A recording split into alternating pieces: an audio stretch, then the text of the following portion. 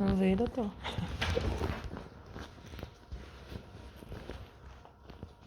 Bien, ahí tenemos todas las hormonas córticas suprarrenales. Primero, no se olviden que las glándulas suprarrenales son unas glándulas pequeñas de forma piramidal que se encuentran justo por encima de los riñones y se dividen histológicamente en lo que viene a ser la corteza suprarrenal y la médula suprarrenal.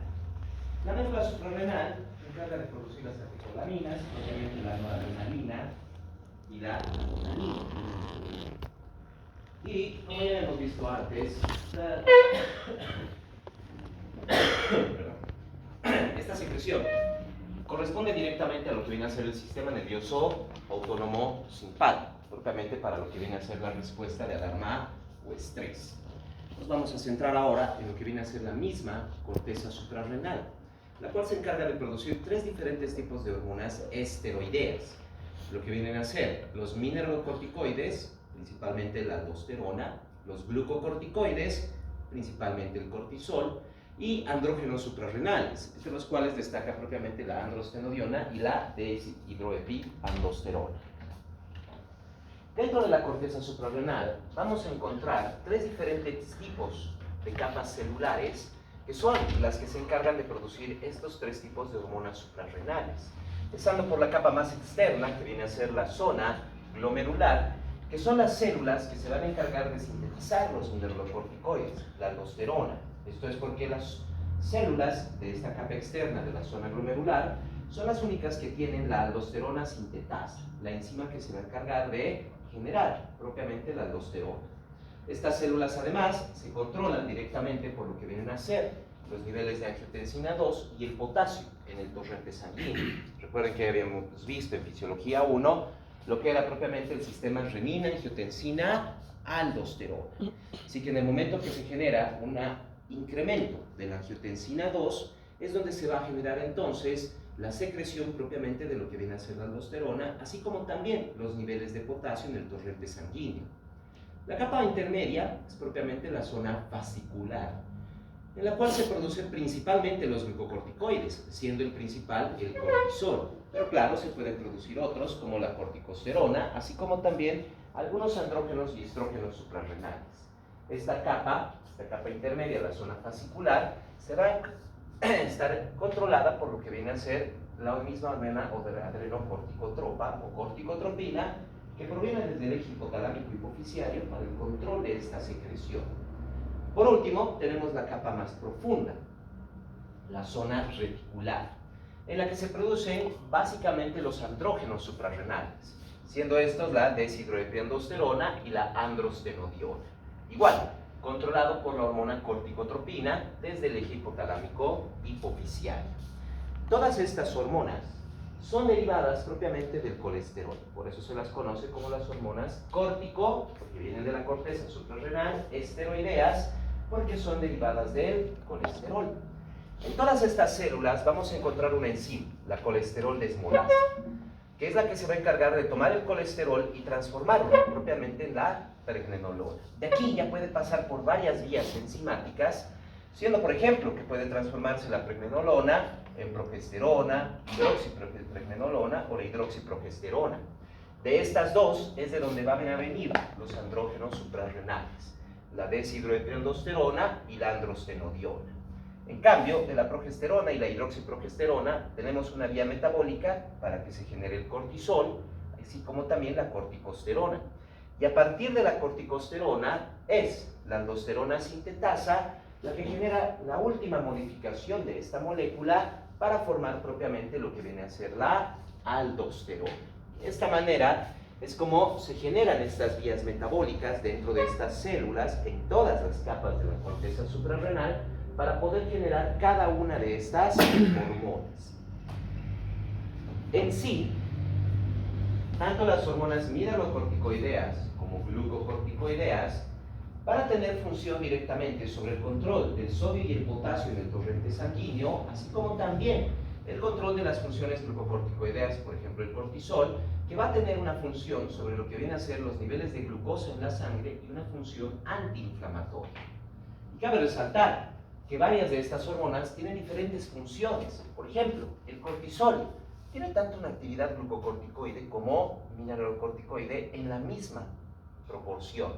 En cambio, la aldosterona, su actividad glucocorticoide es muy baja, pero sí tiene una amplia actividad como mineralocorticoide, e incluso a 3000 veces la actividad de lo que viene a ser el cortisol. Además que también tenemos formas sintéticas de estas hormonas corticosuprarrenales, lo que vienen a ser los glucocorticoides, los corticoides, que utilizamos en muchas funciones, como por ejemplo las respuestas alérgicas, inflamatorias, donde tenemos por ejemplo la cortisona, la prednisolona, metilprednisona, dexametasona, el 9-alfa-fluorocortisol, que igual tienen ciertas funciones como glucocorticoide o como mineralocorticoide. Vean cómo el 9-alfa-fluorocortisol tiene solo 10 veces la función del cortisol como glucocorticoide, pero 125 veces una función como mineralocorticoide. O la dexametasona, que solo funciona como glucocorticoide, 30 veces más efectiva como glucocorticoide que el cortisol, pero que no funciona como mineralocorticoide. Cada una de estas formas sintéticas de estas hormonas, nosotros las utilizamos en diferentes funciones, como vamos a ver. Una vez que las hormonas han sido producidas, como son hormonas esteroideas, no pueden almacenarse, se producen en el momento en que son necesarias y cuando no son necesarias reducen por completo su producción. Una vez que salen al torrente sanguíneo, al ser hormonas esteroideas, necesitan obligatoriamente de un transportador, ya que al ser hormonas esteroideas son liposolubles y no pueden moverse fácilmente en el torrente sanguíneo. Utilizan en primer lugar la transportina o globulina fijadora del cortisol, así como también la unión a la albúmina del torrente sanguíneo para poder transportarse. Una vez que cumplen sus funciones, si bien muchas de las hormonas pueden ser metabolizadas a nivel de las células cuando generan sus funciones, estos metabolitos, pero, tienen que ser también desactivados por el hígado y conjugados para poder facilitar su eliminación. La conjugación hepática se hace mediante la unión de estos restos metabólicos de estas hormonas hacia lo que vienen a ser los ácidos orgánicos, principalmente el ácido glucurónico. Una vez conjugadas estas hormonas, han perdido por completo su función metabólica y ya pueden ser eliminadas del cuerpo básicamente a través de lo que viene a ser el sistema digestivo como también el sistema urinario. Se eliminan a través de la bilis y a través de la orina. Es la manera en que estas hormonas van a ser metabolizadas y eliminadas constantemente desde el cuerpo. En cuanto a lo que vienen a ser ya propiamente sus funciones, empezaremos con lo que vienen a ser los mineralocorticoides. La aldosterona es el principal mineralocorticoide, generando el 90% de la función mineralocorticoidea total del cuerpo. El 10% restante se genera por parte de lo que viene a ser la cortisona y la corticosterona. La aldosterona lo que genera en primer lugar, un aumento de la reabsorción tubular de sodio, aumenta la secreción tubular de potasio, junto con el potasio, además elimina grandes cantidades de hidrógeno, y junto con el sodio, como ustedes saben, el sodio tiene un efecto osmótico, donde este se mueve, siempre va a arrastrar consigo agua. Generando entonces que la aldosterona pueda incrementar los niveles de sodio y agua en el torrente sanguíneo, estimulando su reabsorción a nivel de los túbulos renales. Esto puede generar un aumento de la presión arterial. Como ya saben, a medida que incrementa el sodio y el volumen líquido en el torrente sanguíneo, aumenta propiamente la resistencia y la presión arterial. En casos de exceso de aldosterona, esto puede provocar incluso hipertensión arterial, pero que nunca va a llegar a un punto en el que se pueda generar algún daño en el cuerpo por el incremento de la presión, ya que tenemos propiamente lo que viene a ser el mecanismo del escape de aldosterona.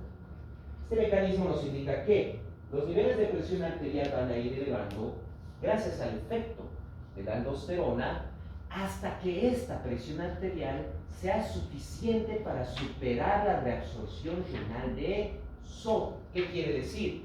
La misma aldosterona puede elevar la presión arterial a un punto tal que esa misma presión arterial bloquea el efecto de reabsorción tubular de sodio y más bien el riñón empieza a eliminar sodio y agua, generando una natriuresis y diuresis por presión, normalizando de esta manera la presión arterial. A este mecanismo es la que conocemos como el escape de aldosterona. De tal manera que el exceso de aldosterona nunca va a llegar a generar niveles de presión tan elevados que podrían romper vasos sanguíneos. El escape de aldosterona es el que se va a encargar de regular, de normalizar esa presión. Además, también puede producir hipopotasemia por eliminación del potasio, generando una debilidad muscular, ya que los músculos van a tener dificultad para poder repolarizarse adecuadamente. Estimula el transporte de sodio y potasio, además también a nivel de las glándulas sudoríparas, las glándulas salivales, así como también el intestino, permitiendo una gran cantidad de sodio que ingrese al cuerpo y reduciendo más bien la cantidad de potasio, permitiendo inclusive en las glándulas sudoríparas y salivales que se excrete gran cantidad de potasio y se retenga una mayor cantidad de sodio. Dentro de lo que vienen a ser las células renales, de los túbulos renales, actúan propiamente a nivel de lo que van a ser las células del túbulo contorneado distal y los túbulos colectores, actuando sobre los receptores mineralocorticoides MR que se encuentran dentro de estas células.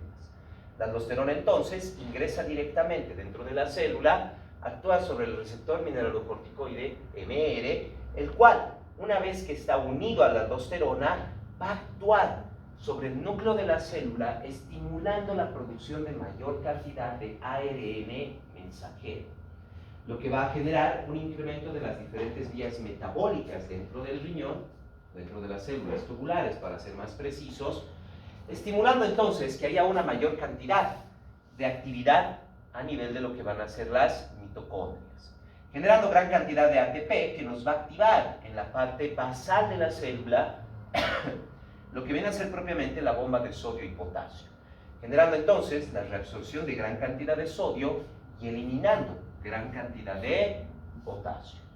Ya conocemos algunos de los diuréticos que actúan en este punto, lo que viene a ser la espironolactona, que nos bloquea el receptor MR, previniendo la accionar de lo que viene a ser la aldosterona sobre este receptor, y por otro lado tenemos la amilorida, que nos bloquea el canal de sodio que está en la parte apical de la célula, previniendo entonces que pueda reabsorber gran cantidad de sodio. Aunque se active la bomba de sodio y potasio, como no está ingresando sodio dentro de la célula, de esta manera no se genera la reabsorción de sodio por parte de los túbulos renales. Es propiamente la función que va a tener la aldosterona sobre estas células. La regulación de la aldosterona, entonces, principalmente depende de las concentraciones de sodio y de potasio, así como también del sistema renina-angiotensina, por eso se llama renina-angiotensina-aldosterona, y en cierta medida puede controlarse también por la corticotropina u hormona adrenocorticotropa. Claro que esta función es casi imperceptible, ya que principalmente son los niveles de angiotensina 2 y las concentraciones de sodio y potasio las que controlan propiamente la secreción de aldosterona. En cuanto a los glucocorticoides, el principal glucocorticoide viene a ser el cortisol, pero no se olviden que tenemos la corticosterona y también la aldosterona, que tiene cierto grado de actividad glucocorticoidea. En primer lugar, los glucocorticoides, como el cortisol, lo que van a hacer es elevar los niveles de glucosa en el torrente sanguíneo, estimulando propiamente lo que viene a ser la gluconeogenia, o sea, estimulando a diferentes tejidos corporales, como el hígado y el riñón, para que estos transformen aminoácidos y ácidos grasos en glucosa. De igual manera, reduce el uso celular de la glucosa, aumentando de esta manera entonces la glicemia, aumenta propiamente los niveles de glucosa en el torrente sanguíneo. Y ahí tenemos un pequeño detalle, ya que al aumentar la glicemia puede generar diabetes. En este caso la conocemos como diabetes suprarrenal, porque el estímulo no tiene que ver con la insulina. Algo que vamos a ver, por ejemplo, en la siguiente clase, es propiamente el efecto de la insulina. Y ahí vamos a ver lo que es la diabetes mellitus. Diabetes mellitus es aquella diabetes que está relacionada con la función o la secreción de insulina. En este caso tenemos la diabetes suprarrenal, que tiene que ver con el efecto de lo que viene a ser el cortisol, y otras formas de diabetes, como la diabetes insípida, la diabetes gestacional, que no están relacionadas con la secreción de insulina, sino están relacionadas con otros mecanismos que elevan los niveles de glucosa. Por eso, debemos tener mucho cuidado con el uso de los corticoides, en especial en pacientes diabéticos. Ya que no se olviden lo que estábamos viendo hace un momento. Los esteroides sintéticos que tenemos tienen también una función glucocorticoidea. Por ejemplo, vean aquí la diferencia. La cortisona tiene un efecto de 0.7 de efecto glucocorticoideo, mientras que la dexametasona de 30. Así que si yo necesito darle corticoide a un paciente, puedo utilizar cualquiera de estos corticoides, ya sea para una alergia, una inflamación, o inclusive en una terapia de lo que viene a ser inmunosupresión para un trasplante. Pero si mi paciente es diabético, ¿cuál utilizaría? La cortisona, porque solo tiene un efecto de 0.7 como glucocorticoide.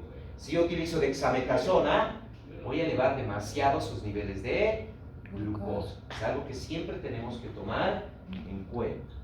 Entonces, tenemos que tomar en cuenta esa actividad glucocorticoidea que van a tener estos medicamentos por el efecto que tiene el mismo cortisol. Además, también va a tener un efecto sobre el metabolismo de las proteínas, reduciendo los depósitos proteínicos intracelulares, movilizando grandes cantidades de proteínas y, por ende, aminoácidos en el torrente sanguíneo.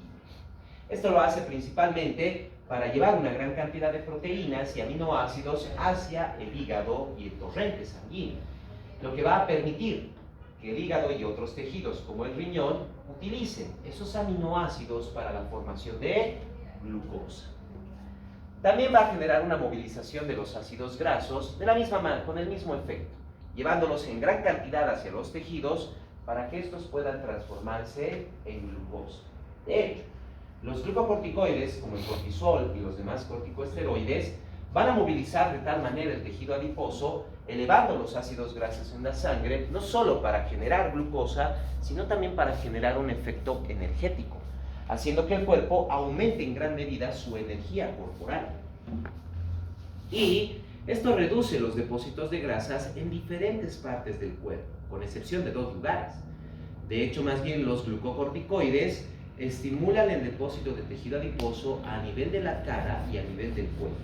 Pueden movilizarlos de casi todo el cuerpo, pero se acumulan a nivel de la cara y el cuello. Que en el caso del exceso de glucocorticoides, la acumulación de tejido adiposo a nivel de la cara hace que ésta adquiera una forma más circular, más redondeada, lo que se conoce como la cara de luna llena. Y si se acumula más bien en el cuello, pues genera entonces lo que viene a ser el cuello de búfalo, ya que estamos hablando de una acumulación de gran cantidad de tejido adiposo a nivel del cuello y que termina básicamente como lo que viene a ser el cuello de un búfalo. El otro efecto importante que tienen los glucocorticoides es propiamente su efecto sobre el estrés y la inflamación. El estrés va a generar un aumento de la hormona corticotropina, o también conocida como hormona adrenocorticotropa. Ese estrés va a estimular directamente la secreción de gran cantidad de corticoliberina por parte del hipotálamo, que luego va a bajar hacia la hipófisis, estimulando la secreción de hormona corticotropa. De esta manera, estimulando el aumento del cortisol. ¿Qué efectos pueden generar este estrés? En primer lugar, el trauma, las infecciones, el calor o el frío intenso, la noradrenalina o estímulos simpáticos, cirugías, toxinas o propiamente las enfermedades debilitantes, las enfermedades crónicas más que nada. Generando entonces un incremento del cortisol en el torrente sanguíneo, lo que va a generar un efecto directo sobre la movilización de ácidos grasos, aminoácidos para formar glucosa y propiamente tener energía. O sea, estas hormonas van a generar un efecto energético para que el cuerpo pueda recuperarse y combatir esa situación de estrés. Por otro lado, el glucocorticoide también tiene un efecto antiinflamatorio. Se encarga en primer lugar de estabilizar las membranas lisosomales, lo que previene que éstas empiecen a degradar las células y las membranas celulares, evitando que se activen las vías del ácido araquidónico, etcétera, previniendo la liberación de diferentes prostaglandinas y otros mediadores químicos de la inflamación. Por otro lado, reduce la permeabilidad capilar, evitando el edema de la inflamación, reduce la migración de los leucocitos y reduce la multiplicación de los linfocitos, generando entonces el efecto inmunosupresor. Como los leucocitos dejan de movilizarse en gran cantidad y tampoco van a migrar los linfocitos, vamos a tener entonces un efecto inmunosupresor que reduce por completo la respuesta inflamatoria generada por los leucocitos.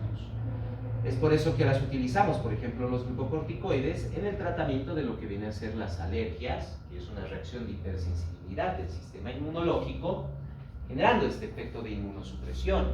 De igual manera, reducen la fiebre, porque al tener una disminución en el efecto de los leucocitos, reduce por completo la liberación de la interleucina 1, que es el mediador químico que cuando llega al hipotálamo genera el aumento de la temperatura corporal.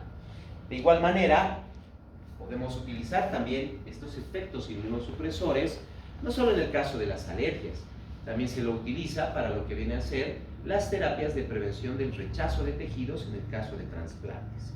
Siempre y cuando el tejido tenga una alta compatibilidad, es muy probable que solo necesitemos el glucocorticoide y no necesitemos las toxinas lipoideas, como la ciclosporina, para reducir el rechazo del tejido.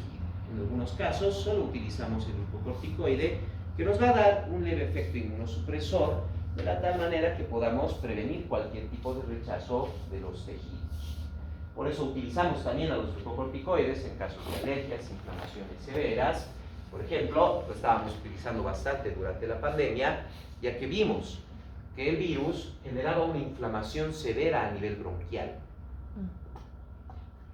Por eso mismo, para poder prevenir que esa inflamación provoque una insuficiencia respiratoria, les dábamos a los pacientes glucocorticoide. Sí, teníamos un problema ahí, ¿verdad? Generaba inmunosupresión, lo que nos podría complicar el cuadro con una sobreinfección bacteriana. Pero ya nuestros pacientes estaban con antibiótico, así que era un poco difícil que la bacteria pueda sobreinfectar el cuadro viral, entonces no había ningún problema. De igual manera, reducíamos el efecto inflamatorio, dándole mayor posibilidad a los pacientes para poder recuperarse.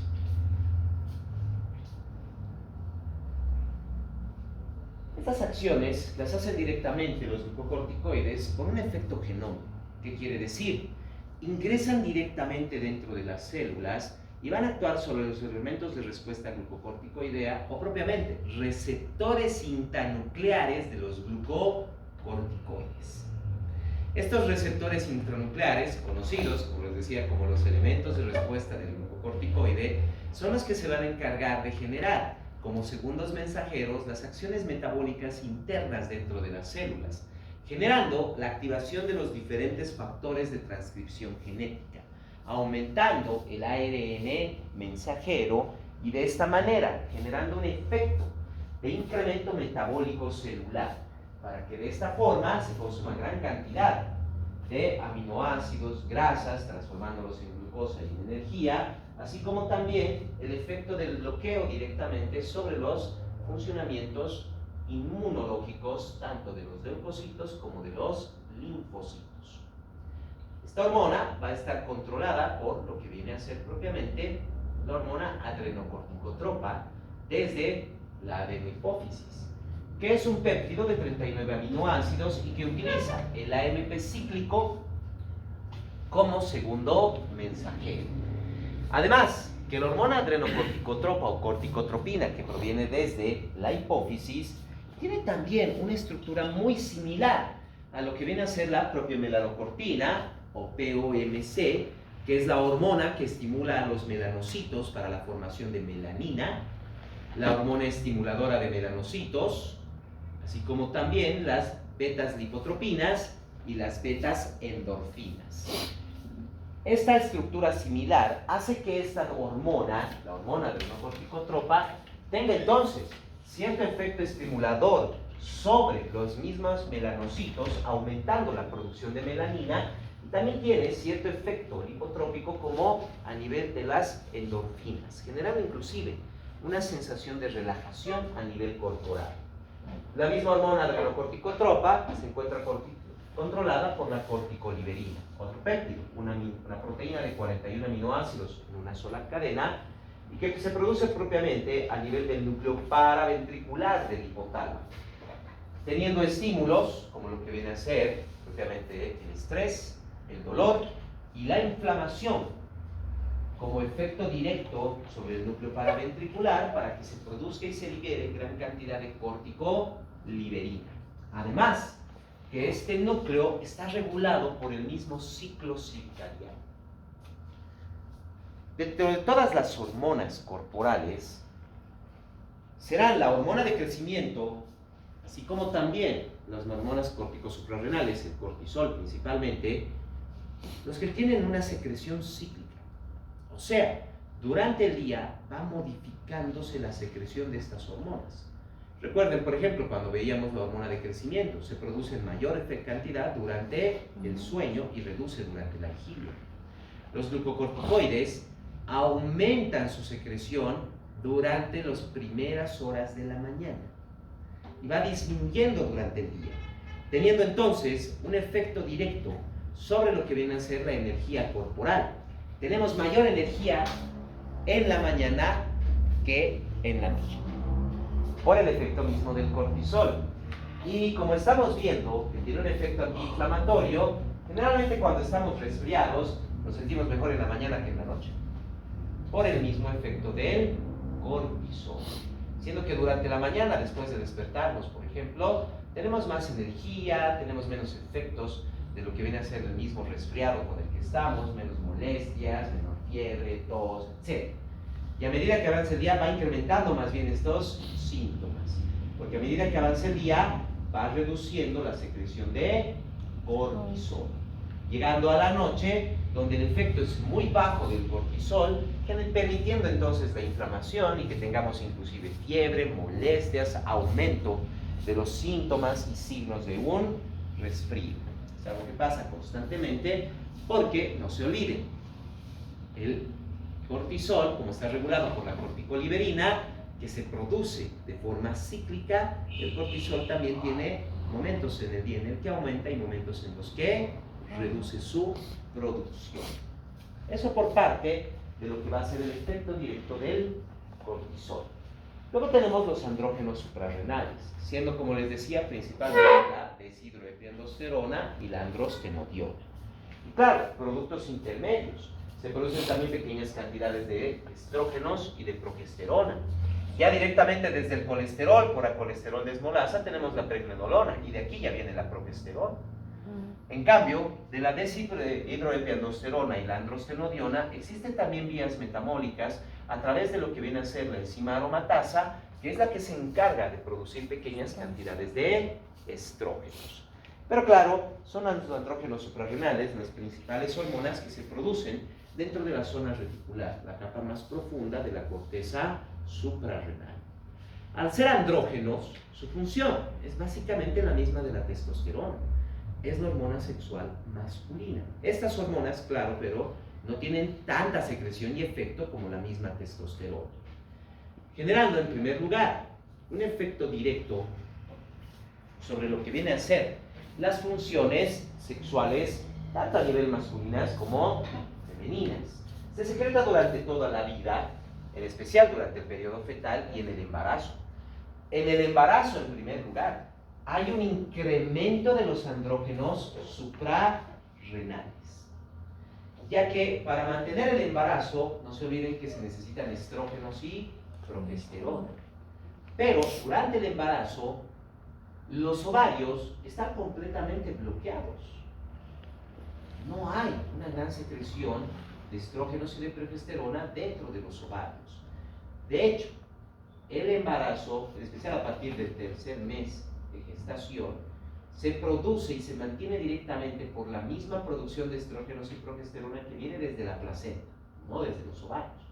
Y la placenta va a producir estos estrógenos y progesterona directamente a partir de los andrógenos suprarrenales. Es por eso que incrementa la secreción de estas hormonas durante el embarazo. Y por eso mismo se genera tal cantidad de hormonas androgénicas suprarrenales que el embarazo tiene cierto efecto virilizante sobre el cuerpo de la mujer, ya que está en gran cantidad la producción de estas hormonas androgénicas. En el caso de lo que viene a ser propiamente el cuerpo del varón, los niveles de andrógenos suprarrenales rara vez son superiores a los niveles de testosterona. Lo que quiere decir que en el cuerpo del varón adulto, generalmente ya su efecto es solo de coadyuvar sobre los efectos mismos de la testosterona. Pero en niños, niñas y mujeres, sus efectos son mucho más notorios, propiamente sus efectos virilizantes, quiere decir, los efectos que van a generar cierta modificación de los cuerpos de los niños, niñas y de las mujeres hacia un cuerpo un poco más varonil, propiamente por el efecto de los andrógenos suprarrenales. En cuanto a las patologías, las enfermedades que se pueden generar con las hormonas córticos suprarrenales, empezaremos a ver lo que viene a ser la hipofunción suprarrenal o insuficiencia córtico suprarrenal, también conocido como enfermedad de Addison. La enfermedad de Addison o síndrome de Addison es una deficiencia principal de glucocorticoides y de mineralocorticoides. El efecto directamente sobre la reducción de los andrógenos no va a tener ningún efecto corporal. En el caso de los niños y de la mujer, no va a cambiar absolutamente nada, y en el caso del varón, ya tiene la presencia de la testosterona, lo que quiere decir que tampoco va a generar algún efecto la disminución de estos andrógenos suprarrenales. Pero sí vamos a tener el efecto por la disminución de los glucocorticoides, el cortisol y de la aldosterona, el mineralocorticoide, generando en primer lugar una eliminación de grandes cantidades de sodio a nivel renal, hiponatremia. Más bien se retiene potasio, hiperpotasemia. No se olviden que con el potasio se eliminaba el hidrógeno. Así que se está manteniendo hidrógeno junto con el potasio dentro del torrente sanguíneo, lo que nos genera un pH ácido, generando una acidosis metabólica. Esto nos va a generar la pérdida de sodio y elevación del potasio, nos va a generar que a nivel cardíaco disminuye en gran medida la frecuencia y fuerza de contracción del corazón, se produce una vasodilatación y la eliminación de grandes cantidades de sodio, que con esto se va a ir también el agua, va a disminuir el volumen circulatorio, dándonos una hipotensión. Sin el efecto del cortisol, se reducen drásticamente los niveles de glicemia, generando una hipoglicemia. Y recuerden que vamos a tener entonces una disminución de mineralocorticoide y de glucocorticoide, lo cual va a estimular la producción de hormona adrenocorticotropa, de la misma corticotropina. La disminución del cortisol principalmente nos va a generar un aumento de corticoliberina, lo que estimula la liberación de hormona adrenocorticotropa, la cual es similar a la propia melanocortina, POMOC, y la hormona estimuladora de melanocitos, MSH, lo que genera entonces en la enfermedad de Addison lo que se conoce como pigmentación melánica.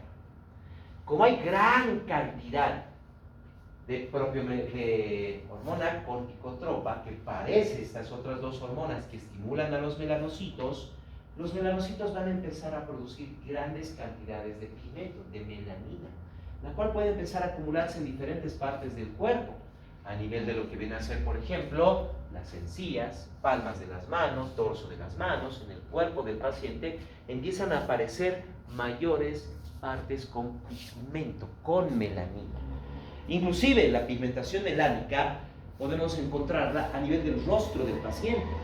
Las zonas del rostro que están con mayor exposición a la luz, por ejemplo a la luz del sol, van a pigmentarse más que otras, generando lo que se conoce como la pigmentación en alas de mariposa. Todo lo que viene a ser la pirámide nasal, así como los pómulos, van a incrementar su pigmentación, justo pareciendo las alas de una mariposa. La pigmentación melánica inclusive puede encontrarse bastante cantidad de melanina, incluso a nivel de lo que vienen a ser propiamente las encías. Eso, además de que la disminución de glucocorticoides permite que se acumule gran cantidad de proteínas dentro de las células, haciendo que incremente aún más esa pigmentación, dándonos entonces un signo característico de la enfermedad de Addison, la pigmentación melánica. Podemos tener también lo que se conoce como la crisis addisoniana. Esta es una disminución aguda de corto tiempo de hormonas córtico-suprarrenales. A diferencia de la enfermedad de Addison, que es una patología crónica, no se va a generar la pigmentación melánica. Pero en la crisis addisoniana sí podemos tener la hiponatremia, la hiperpotasemia, la acidosis y la hipotensión, generando un estrés directo en el cuerpo del paciente, lo que va a provocar temblores, debilidad muscular, así como también un efecto directo sobre la disminución de la energía corporal. Eso es básicamente la crisis addisoniana. Y esta la podemos provocar inclusive médicamente. Por eso debemos tener mucho cuidado con el uso de los corticoides. Si le damos a un paciente corticoides, cualquiera, prednisona, dexametasona, metilprednisona, hidrocortisona, cortisona, etc. Cualquiera. En el caso de una alergia, por ejemplo, los utilizamos por 2 a 3 días, ya que los eosinófilos en máximo 72 horas ya han detoxificado el cuerpo, eliminando por completo el alergeno. Es un periodo de tiempo bastante corto que no nos va a generar ninguna modificación. Pero en el momento en que utilicemos los corticoides por un periodo mayor a 4 o 5 días, como ya tenemos el efecto de estos corticoides, disminuye la producción de corticoliberina y de hormona adrenocorticotropina. Generando entonces que si usamos un tratamiento con corticoide mayor a 5 días, reduce por completo la producción endógena de estas hormonas córtico-suprarrenales. Si nosotros cortamos de golpe esas hormonas, quiere decir, he estado con mi paciente 2 semanas con corticoide, hasta hoy día del tratamiento y mañana ya no consume corticoide. Le voy a provocar una crisis addisoniana, porque en 2 semanas ha dejado de producir aldosterona y cortisol. Mañana ya no le doy el corticoide y mi paciente no tiene producción ya de aldosterona ni de cortisol, generándome una insuficiencia suprarrenal aguda, lo que viene a ser propiamente la crisis addisoniana. Mucho cuidado con eso. Es por eso que cualquier tratamiento con corticoide que haya durado más de 5 o 7 días, debemos reducir gradualmente el corticoide. O sea, si yo le estoy dando, por ejemplo, 50 miligramos de prednisona hasta el día de hoy, mañana y pasado va a consumir solo 25 o 30 miligramos. Después de esos 2 días, los siguientes 2 días, reduzco otra vez un 50%, pasando a unos 15 o 10 miligramos. Y recién para el 5º o 6º día, reduzco la dosis al mínimo, 5 o 10 miligramos.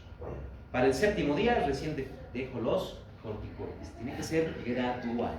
No lo podemos cortar de golpe. De lo contrario, le provocamos una crisis addisoniana a nuestro paciente.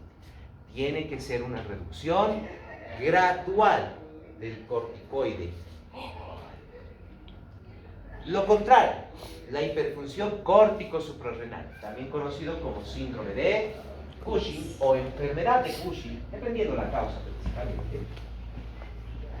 Estamos hablando ya también de un exceso de aldosterona y un exceso de cortisol. El efecto directo, hiperglicemia. Entre mayor cantidad de cortisol se libere, más va a subir los niveles de glucosa en el torrente sanguíneo, llevándonos a una diabetes suprarrenal.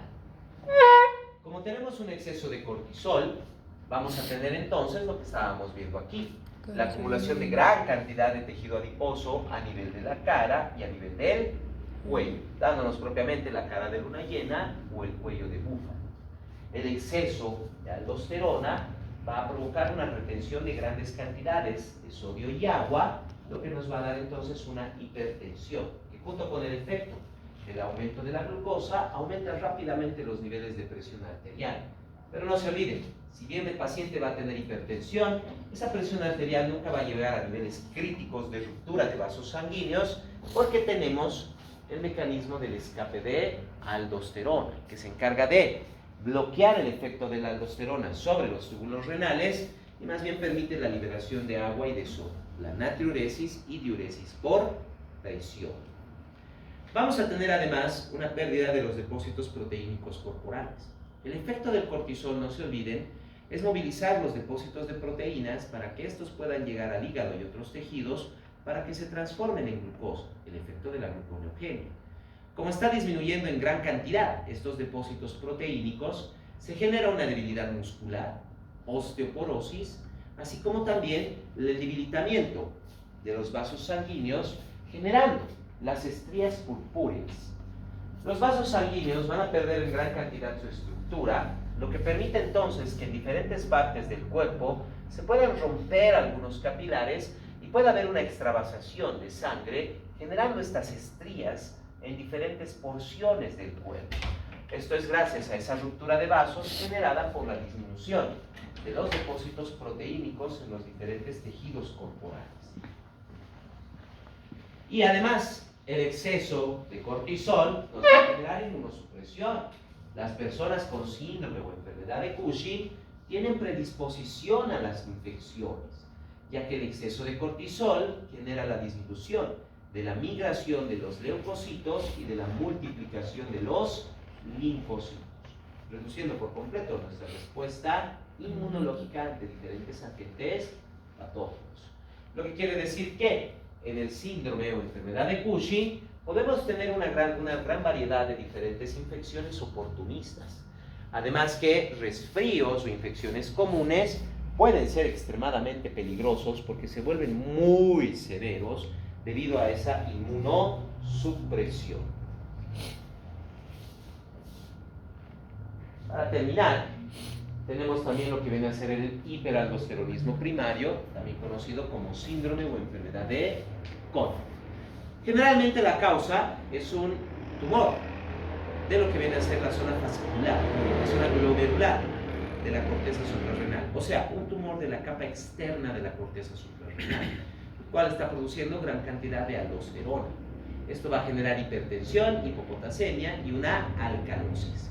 Como se está liberando gran cantidad de potasio y con el potasio se libera el hidrógeno, el pH del torrente sanguíneo se va elevando, generando una alcalosis metabólica. Para poder compensar la alcalosis metabólica se va a tratar de generar una acidosis respiratoria, lo que quiere decir disminuye en gran medida la frecuencia respiratoria del paciente para tratar de concentrar mayor cantidad de dióxido de carbono. Por otro lado, encontramos propiamente lo que viene a ser la retención de sodio y agua, generando un aumento de la presión arterial. Eso es propiamente el síndrome de Koch, hiperaldosteronismo primario. Y terminamos con lo que viene a ser el síndrome de la enfermedad adrenogenital. Estamos hablando ya de un exceso de lo que viene a ser la producción de los andrógenos suprarrenales. El efecto que vaya a tener el síndrome adrenogenital depende del sexo del paciente y la edad en la que se produce. En el caso de las niñas, en primer lugar, se va a producir un efecto de virilización del cuerpo femenino. O sea, si se produce una elevación de los andrógenos suprarrenales durante la infancia y adolescencia en una mujer, su cuerpo va a desarrollar mayor cantidad de características masculinas.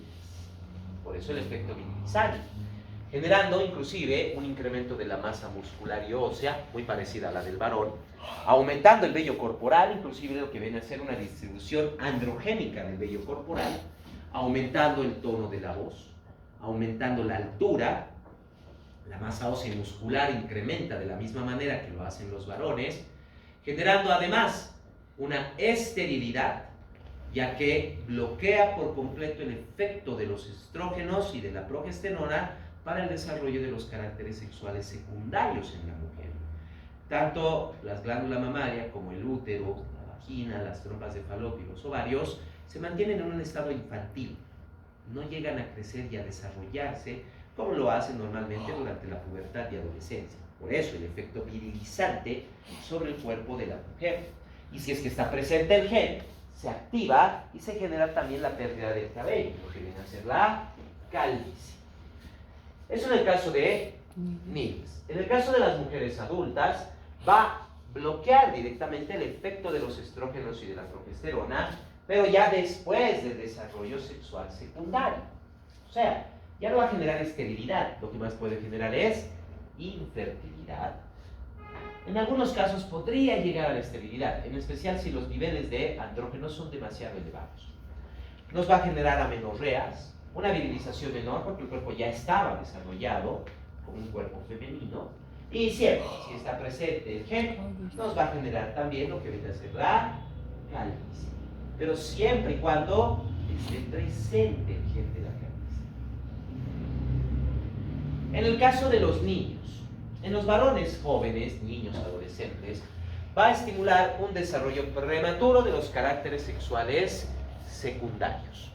O sea, estamos hablando de, por ejemplo, un niño de 9 años que ya tiene engrosamiento de la voz, aumento de masa muscular, aumento del vello corporal e inclusive ya está generando funciones reproductivas, mucho antes de lo que debería normalmente empezar a desarrollarse. Incluso eso puede generar una disminución del crecimiento corporal porque cierra rápidamente los cartílagos de crecimiento, generando una menor altura en el caso de los niños o adolescentes que tengan un exceso de hormonas androgénicas suprarrenales. Y en el caso del varón adulto, poco o ningún efecto, ya que el varón adulto ya tiene cantidades elevadas de testosterona. Así que la deshidroepiandrosterona y la androstenediona que vengan de la corteza suprarrenal solo van a coadyuvar en los efectos de la testosterona, generando casi nada o muy poco efecto directamente sobre lo que vienen a ser esas funciones masculinas de las hormonas androgénicas. No va a tener mucho efecto sobre lo que viene a ser entonces el varón adulto, lo que es el aumento de las hormonas androgénicas córtico-suprarrenales, el síndrome adrenogenital. Pero es bastante devastador en el caso de las mujeres, ya que bloquea por completo todo lo que viene a ser la función hormonal femenina. ¿Alguna duda o pregunta que tengan? Doctor, por ejemplo, cuadros de fuerte estrés por cualquier